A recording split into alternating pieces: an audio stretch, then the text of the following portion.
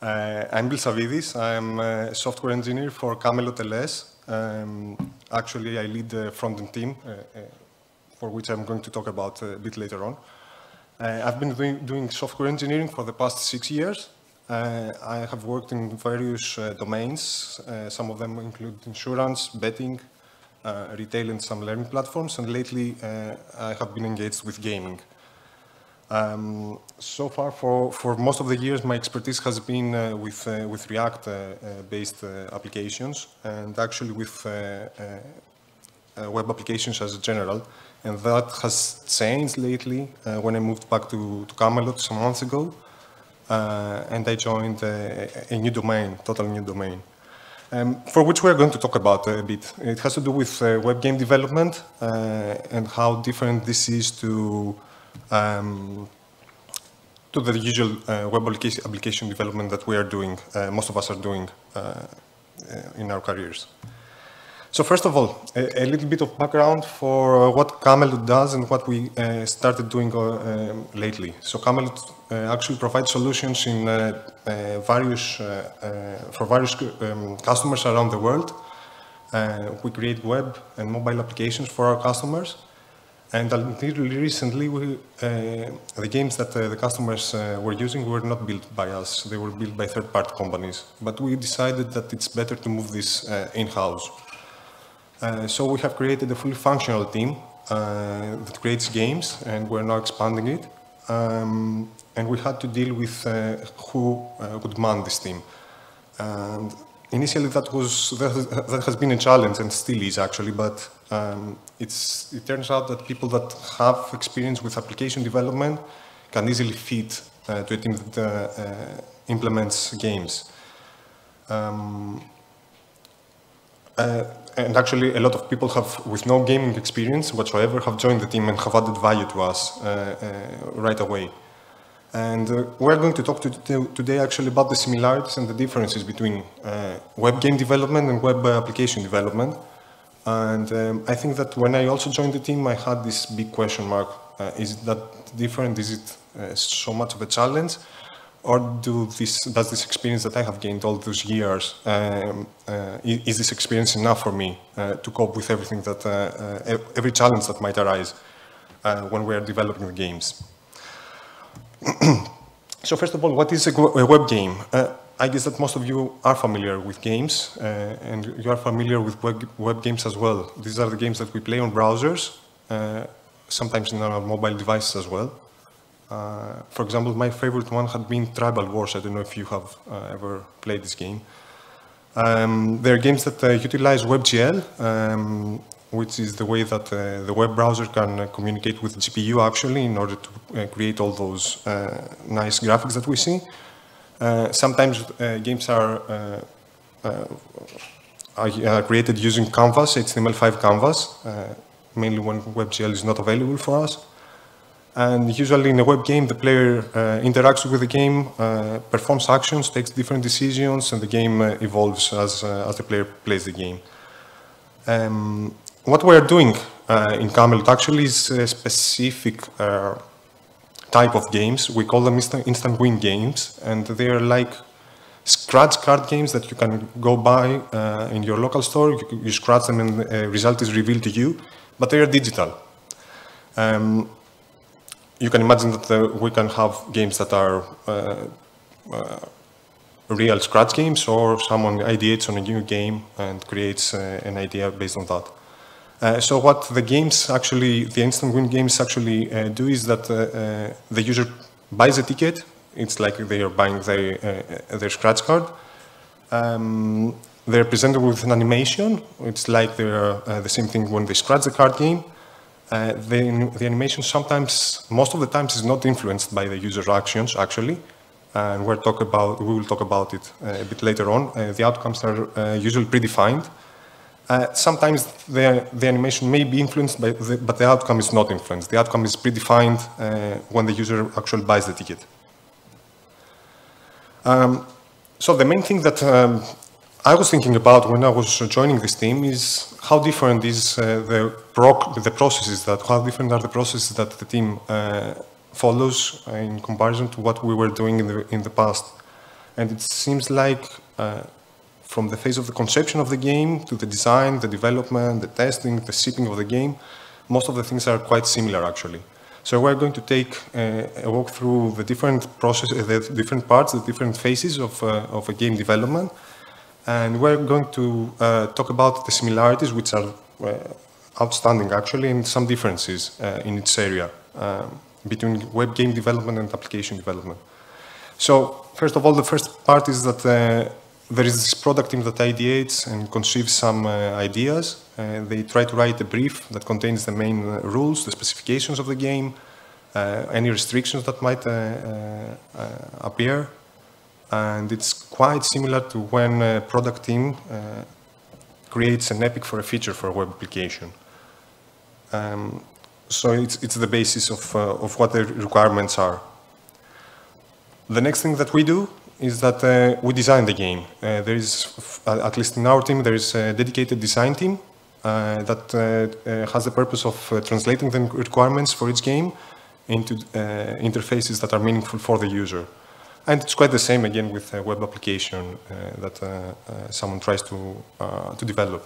So this team actually creates any assets that are going to be needed, any interfaces that are going to be needed, defines any animations that we are going to have in the game, any transitions between the different screens of the game.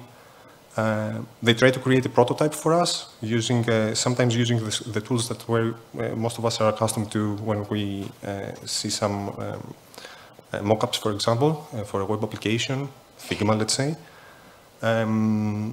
And this design team is actually pretty strong in animations. We call them, most of them are animation designers, and they are not UX or UI designers, but they might have experience on that part as well.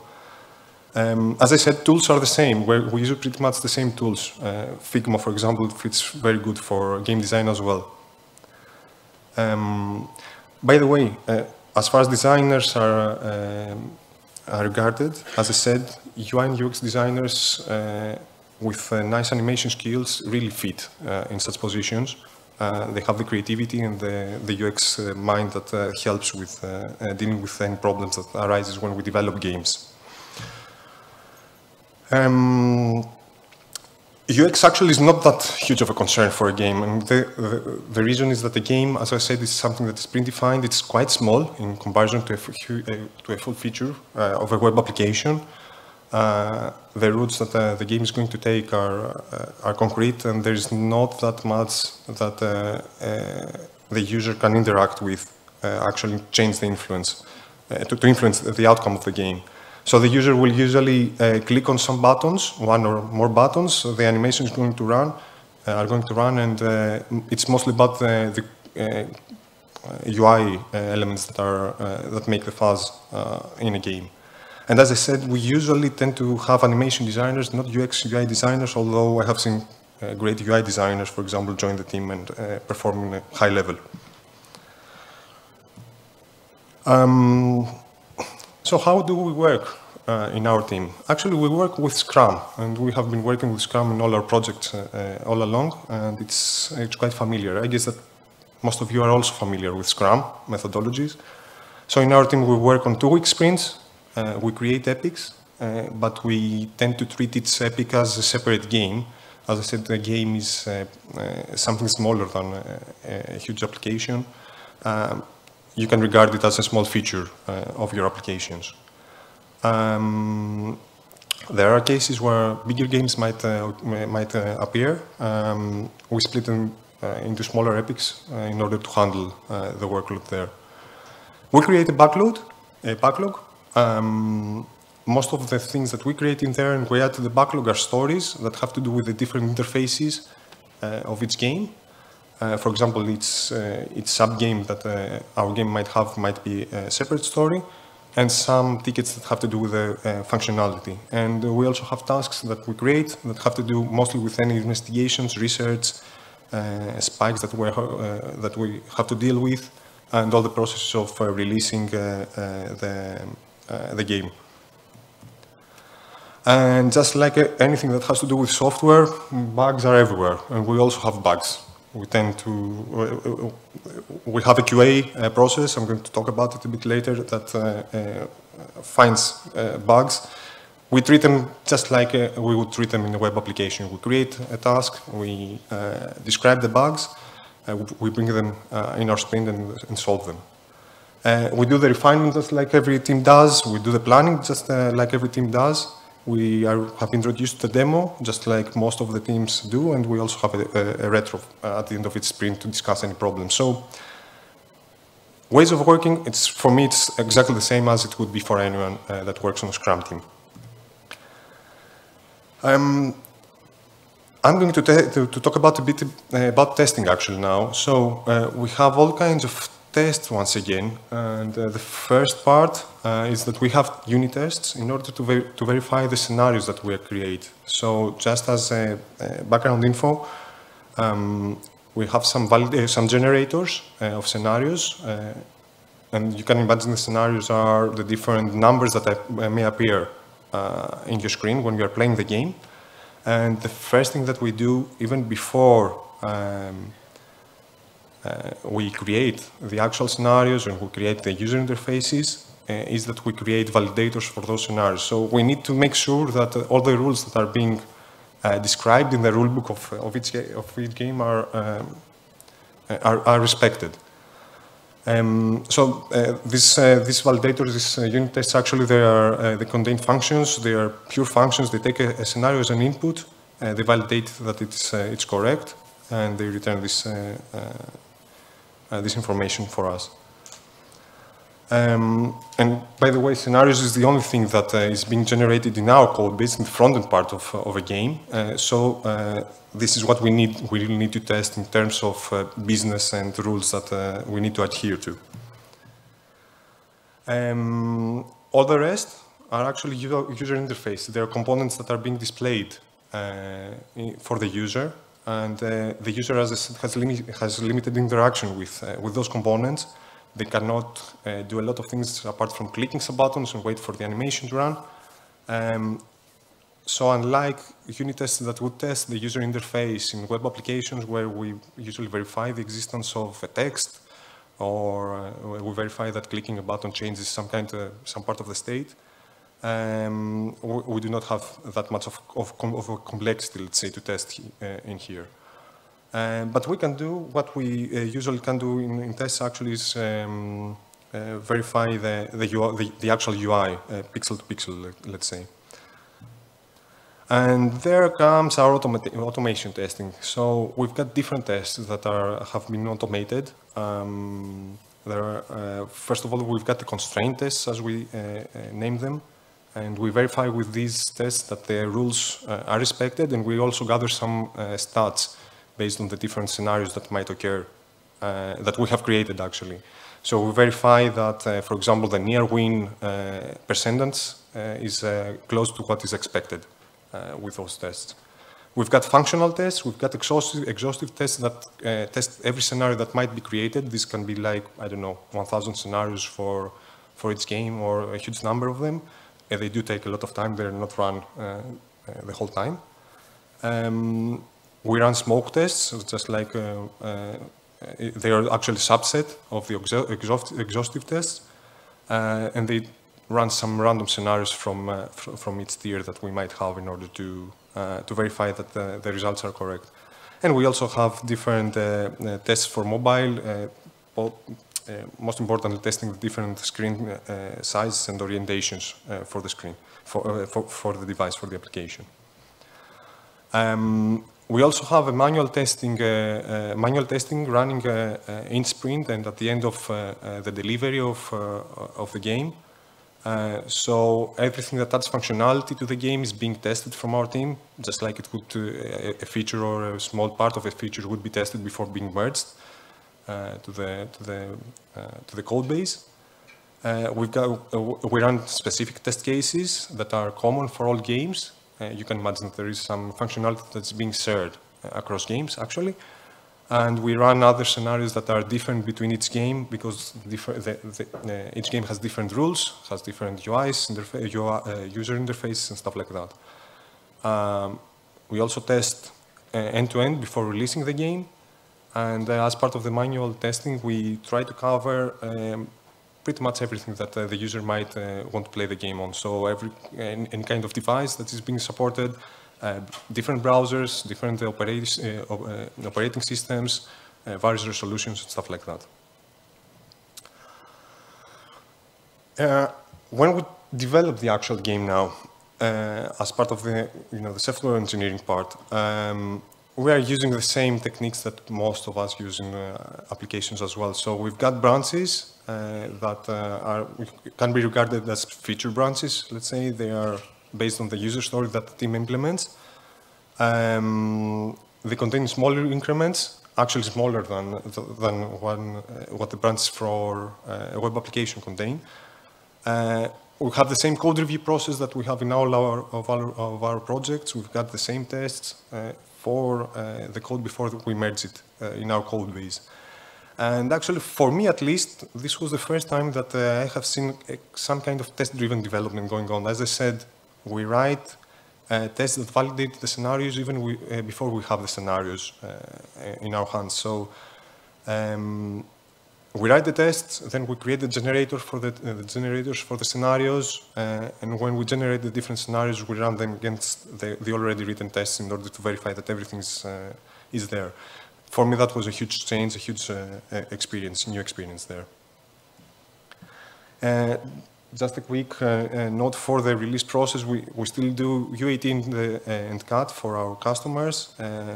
We have a support period for our games, and we have different versions for our games as well, just like that would happen for a web application. So this pretty much covers how we work during our day-to-day as part of the processes, and how things are quite similar to when we develop the applications and not games. But there are certain changes, certain differences actually that we have, and the first of them is actually the tool that we use for our development, for our implementations. And this is it's a library. It's called Pix JS. I will show some parts that Pixie takes care of later on. What we have done is that we have created some kind of library that abstracts Pix JS in order to make it easier for us in the future to change to another library if we need to. And I have seen people and teams trying to do that with JavaScript frameworks as well. They try to separate, for example, the interfaces from state in order to make it easy for them to change one layer or the other if needed.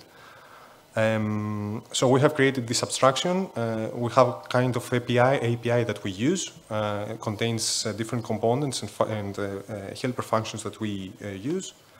We have created a way to create a new game with some basic configuration in order to have it up and running immediately, and then take care of the specifics of the game, the user interfaces and the transitions and stuff as well.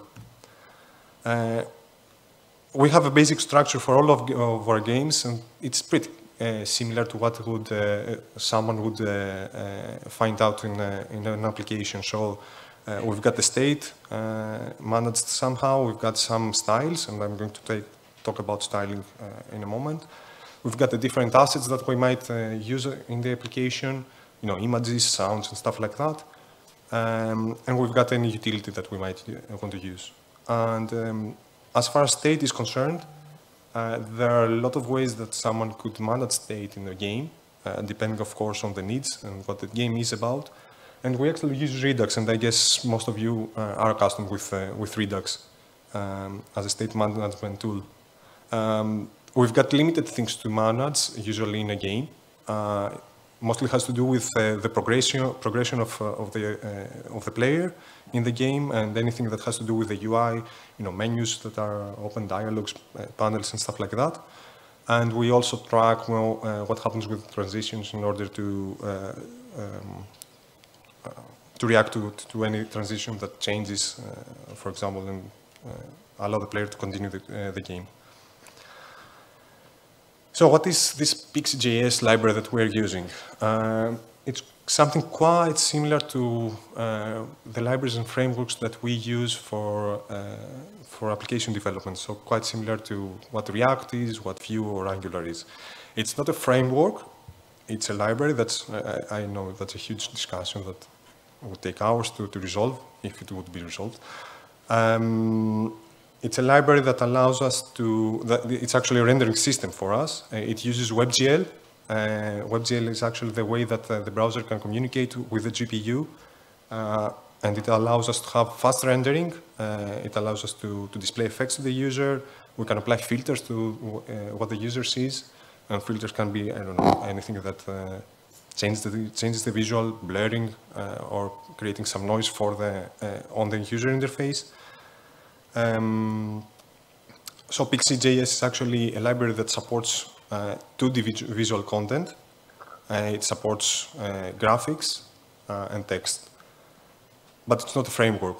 So it can only render this content and nothing more than that. It does not render 3D models. It's unable to do so. And there is no way, no built-in way actually, in order to have the state management of the application, of the game. That's why we use Redux for our state management as a solution. And it doesn't provide any tools in order to handle, for example, sounds. There are third-party libraries that can be used in all those libraries, though. For example, Howler, that can help with music and sounds. There are actually a lot of things that Pixie provides as tools. I'm going to go through some basic, the most basic of them. First of all, it's the display objects. So actually what Pix does is it renders a hierarchy. You can imagine it as a DOM actually of objects.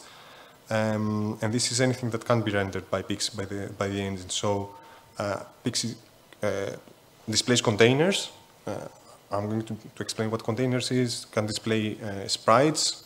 It can display text or anything that is graphical and being presented to the user. So a container is actually a set of objects that are grouped together. And what we achieve actually with having objects grouped together with a container is that we can add an additional object into a container and the animation logic wouldn't be affected. So we can group anything that is logical together. We've got a main container. It's usually called the stage. It's the root node, for example, for a graph, let's say. And after that, everything is being appended to that inside groups, and each container is going to be rendered in every frame that is being rendered inside their games. And there are techniques that the containers are being used for. Some of them, the two most basic actually, it's masking, and they're masking and filtering. So, for example, masking is when you've got a user interface, a container with some information actually, and you put another container on top of that in order to hide some of the elements that are being displayed behind it. You might be accustomed with sprites and sprite sheets. So sprites are the most common way that we use in order to render objects in Pix JS. And it's actually an image that can be scaled, can be rotated, can be transformed in any way that you can possibly imagine. And we usually tend to have sprites inside sprite sheets. These are files that pack a series of sprites in succession into a single image, and they are accompanied with a JSON file with information about the location of each image in the sprite sheet. And what's really, really interesting about game development, what I really found outstanding, it's actually that everything that we write is JavaScript. And personally, for example, I love writing JavaScript, and I tend to feel, I don't know, I didn't feel well actually when I was asked to make a transition with CSS. I guess most of us do that, although we need to be strong with CSS. Game development and all those libraries that I mentioned, like Pixie or Phaser or even Unity, do not require you to spend time with CSS. They provide all the methods that are needed, all the tools that are needed, in order to have to make everything in the creative side, to make everything to implement it easily. So we've got methods in order to transform, to scale everything, to put it to put an opacity, to rotate it. Everything is just a JavaScript method. It's descriptive. You can use it right away. Actually, I took a glance yesterday, at one of our repos, and just want to see what percentage of the code is JavaScript. And it turned out that like, I think it was 88% JavaScript and 12% CSS. And I was really, I found it really weird that 12% was CSS, and it was just a CSS file that is just for one of our test portals in order to place the game correctly there. So it was like 6,000 lines of CSS that are not used in production. And that's how much JavaScript we actually write. Actually, it's like 99.9% JavaScript. I know that functional programming is the trend nowadays. I've been writing functionally for the past years. We're not writing in a functional way when we create these games.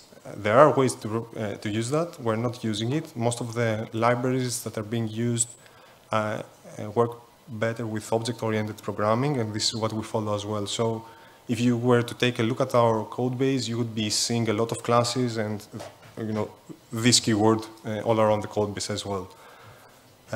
But I know that I have heard from people that they are really challenged by this and they would like to try sometime in their career writing object-oriented programming once again. And let's go talk about a bit performance. So that's the main difference, one of the main differences between web applications and games. When we create a web application, we tend not to focus on performance until there is a problem in performance that we need to deal with.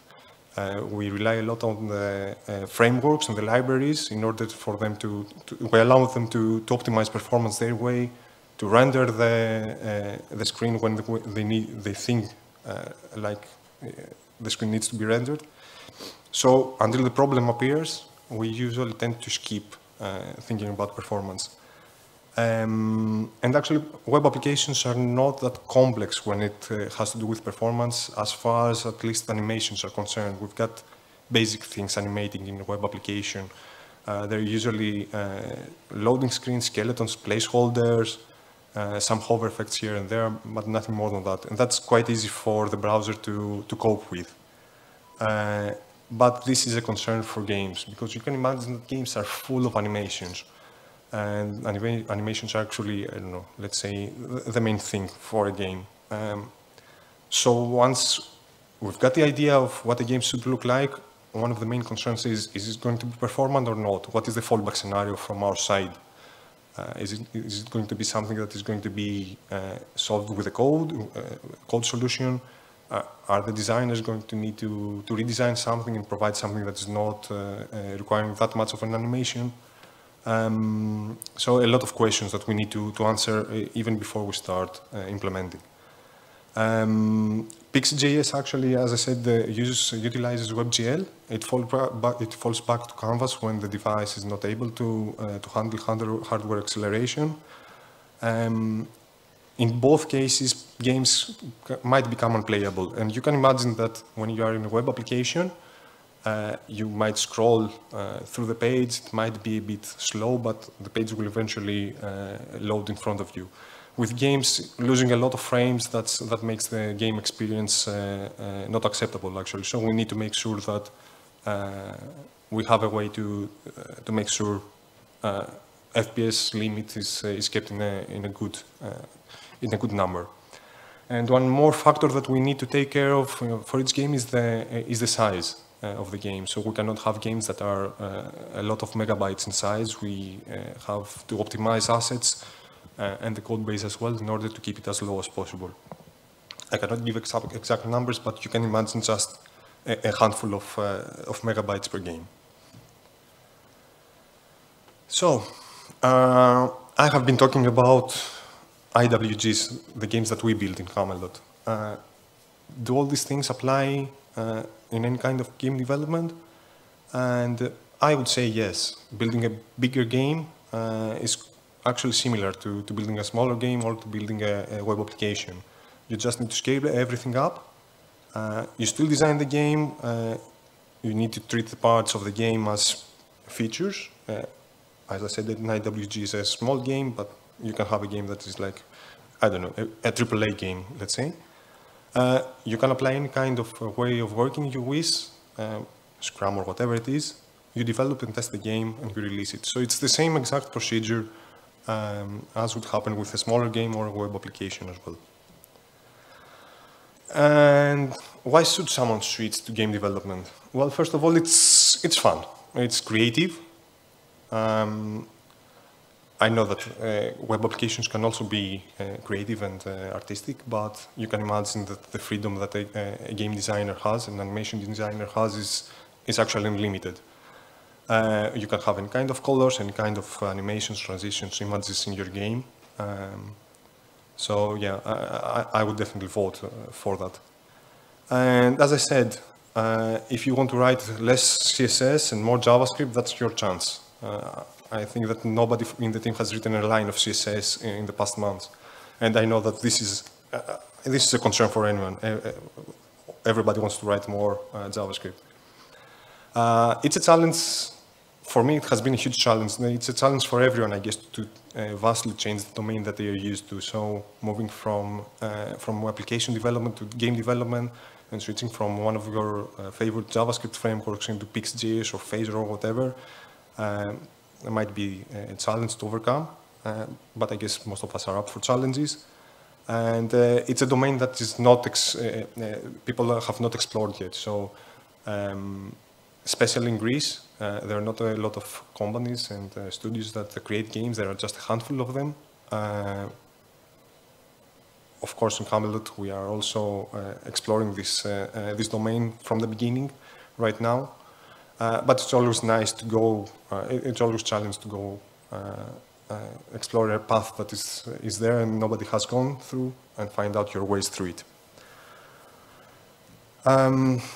Yeah, so I would like to thank you for your attention. I don't know if we've got time for questions. Thank you, Vasilis.